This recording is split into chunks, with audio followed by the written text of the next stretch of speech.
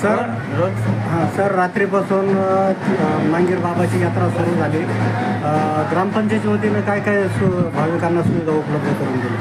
दरवर्षीप्रमाणे यावर्षीसुद्धा मांगीर बाबाची यात्रा रात्री 12 वाजेपासून चतुर्थी संपताच सुरू झालेली आहे आणि मांगीर बाबाची आरती करून यात्रेला प्रत्यक्ष प्रारंभ झालेला आहे. यामध्ये ग्रामपंचायत आणि यात्रा कमिटीच्या वतीने ही यात्रा भरवण्यात येते आणि या यात्रेचं नियोजन यात्रा कमिटी आणि ग्रामपंचायतच्या वतीने करण्यात येते. यामध्ये येणाऱ्या भाविक भक्तांच्या सोयीसुविधेसाठी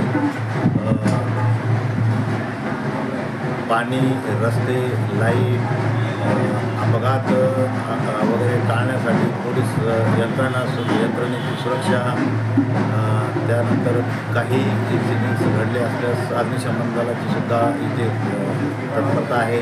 नागरिकांच्या येणाऱ्या भाविक भक्तांच्या आरोग्यासाठी आरोग्य पथक येथे पंचायत समिती अंतर्गत नेमलेले आहेत. यामध्ये रस्ते सर्व मोकळे केलेले आहेत.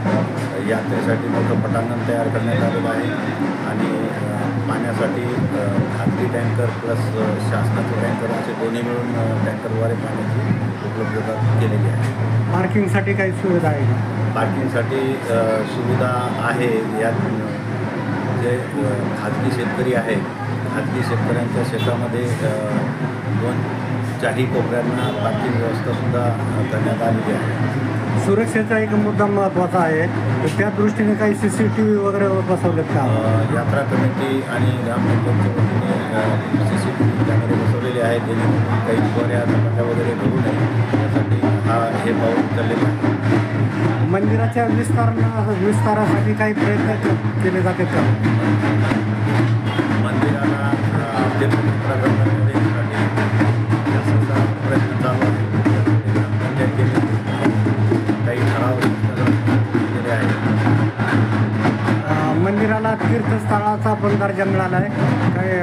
त्या दृष्टीने काही शासन स्तरावर पाठपुरावा सुरू आहे का? याबाबत ग्रामपंचायतीने ठराव वगैरे घेऊन शासन दरबारी पाठवलेला आहे आणि पुढील आता ती शासनाच्या जोरावर राहील. तीर्थक्षेत्राचा दर्जा मिळण्याची. सर, हे 4 दिवस यात्रा चालत किती भाविक येण्याची शक्यता आहे? साधारणतः या यात्रेमध्ये आणखी लाख आणि आपली या निमित्ताने भाविकांना काय आवाहन करणार? भाविकांना हे आव्हान करू इच्छितो की भाविकांनी येताना मास्क